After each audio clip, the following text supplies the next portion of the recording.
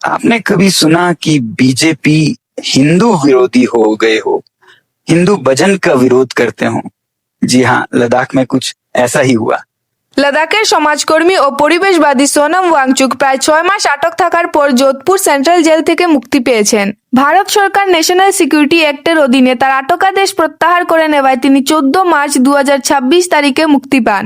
লাদাখে বড় আকারের বিক্ষোভের পর 2025 সালে সেপ্টেম্বর মাসে তাকে গ্রেফতার করা হয়েছিল।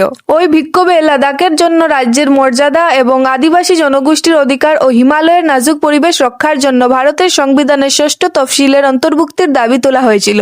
এই অঞ্চলে আন্দোলন সহিংস রূপ নেয় এবং লে শহরে বিক্ষোভকারীদের সঙ্গে পুলিশের সংঘর্ষে 4 জনের মৃত্যু ও বহু মানুষ আহত হয়। কর্তৃপক্ষ অভিযোগ করে যে সোনাম ওয়াংচুক অশান্তিকে উস্কে দিয়েছিলেন এবং তাই তাকে ন্যাশনাল সিকিউরিটি আটকের অধীনে আটক করা হয়, যা বিচার ছাড়াই প্রতিরোধমূলকভাবে কাউকে আটক রাখার অনুমতি দেয়। প্রায় 170 দিন কারাবন্দী থাকার পর মিনিস্ট্রি অফ হোম অ্যাফেয়ার্স তার আটকাদেশ অবিলম্বে প্রত্যাহারের সিদ্ধান্ত নেয়। তার মুক্তি ঘটে সুপ্রিম কোর্ট অফ ইন্ডিয়ায় তার আটকাদেশ চ্যালেঞ্জ করে দায়ের করা একটি আবেদন শুনানোর ঠিক আগে।